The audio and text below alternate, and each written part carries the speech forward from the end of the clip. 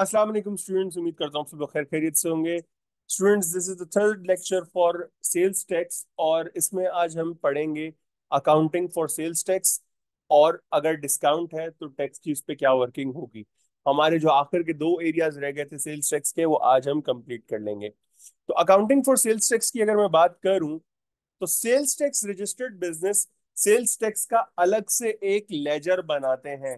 When it comes to sales tax registered business, they need a sales tax ledger account, मतलब इसका एक अलग से टी अकाउंट बनेगा।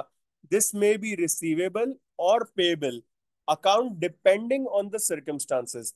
या तो ये रिसीवेबल में आएगा या ये पेबल में आएगा, डिपेंड करता है कि आपके सर्कमस्टांसेस क्या है। अगेन, अगर मेरा इनपुट टैक्स ज्यादा है आउटपुट टैक्स से, तो ये मेरे लिए क्या होगा? रिकवरेबल। ये मेरे लिए क्या होगा? रिकवरेबल होगा या रिसीवेबल होगा या कलेक्टेबल होगा। अगर मेरा आउटपुट टैक्स जो है वो ज्यादा है इनपुट टैक्स से, तो मेरे लिए क्या होगा? पेबल होगा। इन अदर वर्ड्स, अगर इनपुट टैक्स ज्यादा है तो एसेट, अगर आउटपुट टैक्स ज्यादा है तो लायबिलिटी। ये किस तरीके से बनती है अभी ये भी बनवा दूंगा। For registered seller, receivable account is debited with the gross price because the customer must pay full amount due. For example, मैं कहता हूं कि जी मैंने 1175 रुपए का सामान बेचा। मैंने 1175 रुपए का सामान बेचा। मैं कस्टमर से पैसे लूंगा 1175, बिकॉज ये मैंने उससे कलेक्ट करना है कंप्लीट अमाउंट। मैंने जैसे अभी आपको पहले भी बताया था कि ग्रॉस अमाउंट एक ऐसा अमाउंट होता है जो मैं कस्टमर से चार्ज करता हूं। ये अमाउंट मैं कस्टमर से चार्ज करूंगा। टैक्स का रेट है फॉर एग्जाम्पल 17%, 17.5%। टैक्स का रेट कितना है? 17.5%। तो मेरे पास जो सेल्स टैक्स का अमाउंट आएगा वो कितना होगा? 175। मेरे पास जो सेल्स टैक्स का अमाउंट होगा वो कितना होगा? 175। ये सेल्स टैक्स क्योंकि सेल पर आया है, ये चार्ज किया गया कस्टमर से ऑन सेल्स, तो ये क्रेडिट हो जाएगा। ये मेरे लिए क्या है? आउटपुट टैक्स है। और फिर मेरा जो सेल्स सेल्स का अमाउंट है, सॉरी यहाँ पर सेल्स टैक्स इधर आएगा। मेरा जो सेल्स का अमाउंट है 1000 का, वो मैं क्रेडिट कर दूंगा, बिकॉज रेवेन्यू जब जब बढ़ता है तब क्रेडिट होता है। अगर मैं बात करता हूं फॉर रजिस्टर्ड बायर की, बायर एज इन परचेजर, तो payable account is credit with the gross amount. Payable account is credit with the gross amount as हमें सप्लायर को पूरा पैसा देना है। Purchase account is debited with the net price, and the purchase account does not include sales tax because it is not an expense, it will be recovered। तो अब जरा समझना, मैंने सामान खरीदा 1175 रुपए का, तो मेरा जो अकाउंट पेबल है वो 1175 रुपए क्रेडिट हो जाएगा। मेरा अकाउंट पेबल 1175 रुपए क्या हो जाएगा? क्रेडिट हो जाएगा। ये कर दिया क्रेडिट। 175 रुपए से मेरा सेल्स टैक्स जो है वो क्या हो जाएगा?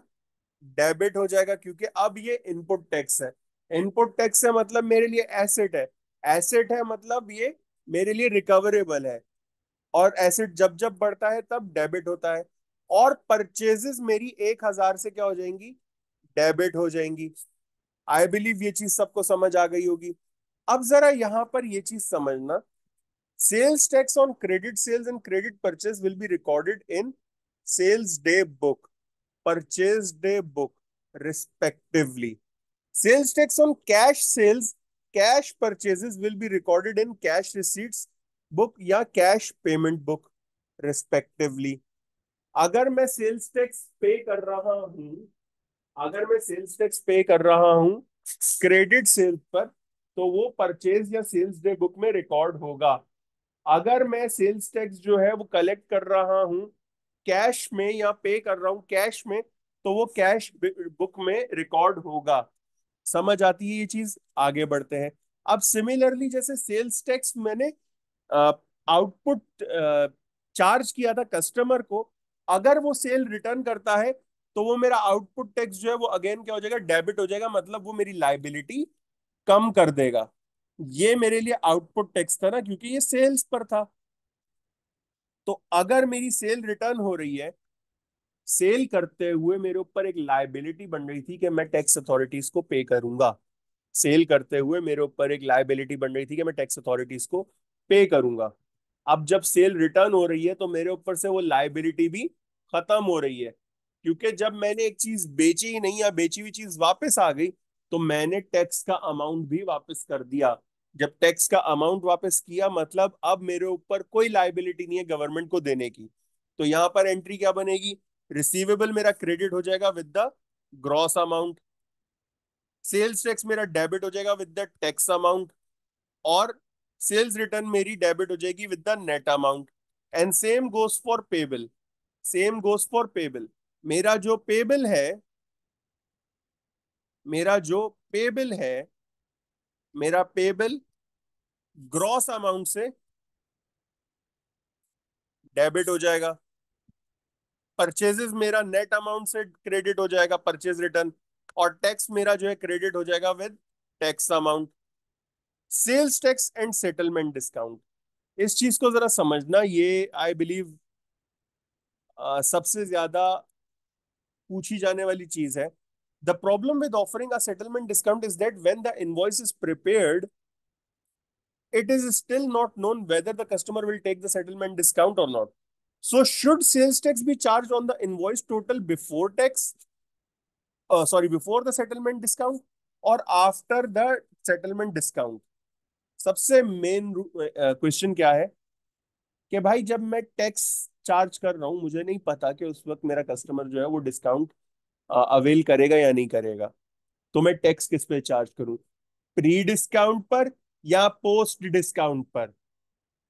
The rule is that the amount of sales tax payable should be calculated on the assumption that the customer will accept the settlement discount. This means that the sales tax is calculated at 20% of the invoice subtotal less the amount of the settlement discount.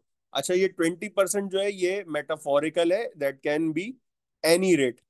सही है, ये कोई और rate भी हो सकता है, जरूरी नहीं है कि ये 20% हो। कहने की बात क्या है, मुद्दे की बात ये है कि भाई अगर मैंने टैक्स ऑफर किया तो मैं टैक्स सॉरी अगर मैंने डिस्काउंट ऑफर किया तो मैं टैक्स चार्ज करूंगा पोस्ट डिस्काउंटेड अमाउंट पर। अगर मैंने tax offer settlement discount offer किया तो मैं टैक्स चार्ज करूंगा पोस्ट डिस्काउंटेड प्राइस पर, यानी कि आफ्टर डिस्काउंट जो प्राइस बनेगी उस पर मैं टैक्स चार्ज करूंगा। This is the sales tax payable whether और not the customer subsequently takes the settlement discount और नॉट। अब कस्टमर डिस्काउंट ले या ना ले, मुझे आपने आफ्टर डिस्काउंट टैक्स ही पे करना है। Adjustment for discount for sales tax. In case of cash या settlement discount being offered, sales tax is calculated on the invoice amount less the cash discount. Even if the cash discount is not availed, sales tax will remain unchanged. जब मैं tax charge ही किस पे कर रहा हूँ, discounted price पे कर रहा हूँ, तो अब वो ऑफर अवेल करे या ना करे, मैं उससे ज्यादा टैक्स चार्ज नहीं कर सकता। Sales tax account. The sales tax account is a statement of financial position account and may show a receivable balance, that is the tax authorities owe a business money. Yeah, a business owns the tax authorities, or payable balance, that is the tax authorities owns the business. Depending on the circumstances, a credit balance on the sales account is usually for most business. However, some will have a debit or receivable balance, that is they have paid more sales tax on purchases than they have charged on sales. Where this is the case, sales tax is reported as the current asset in the statement of financial position. भाई अगर at the end of the month या at the end of the period आपका output tax ज्यादा है आपके input tax से, तो आप टैक्स को लाइबिलिटी शो करोगे। अगर आपका इनपुट टैक्स ज्यादा है आपके आउटपुट से, तो आप टैक्स को एसेट शो करोगे।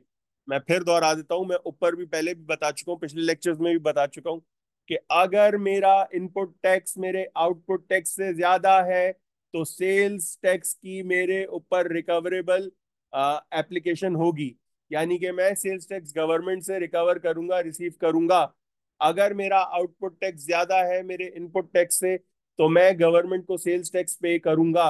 अगर मैं सेल्स टैक्स रिकवर कर रहा हूं या रिकवर करूंगा या मुझे वो रिसीव होगा, तो मेरे लिए वो क्या बना, मेरे लिए वो एक अदद एसेट बन गया, करंट एसेट बन गया। और अगर वही सेल्स टैक्स मुझे गवर्नमेंट को पे करना है इन नियर फ्यूचर, तो मेरे लिए वो क्या बन गया, मेरे लिए वो एक लाइबिलिटी बन गया। आई बिलीव ये चीज सबको समझ आ गई होगी। फिर भी अगर आपका कोई सवाल होता है तो you guys can contact me any time. This is my number, you guys can WhatsApp me if you have any queries regarding sales tax and how to calculate it or how to record it. You can contact me. This is Fahad Amin signing off. आप सबकी बहुत सारी दुआओं के साथ इंशाल्लाह next lecture में मुलाकात होगी। तब तक के लिए अपना ख्याल रखिएगा, दुआ में याद रखिएगा। अल्लाह हाफिज।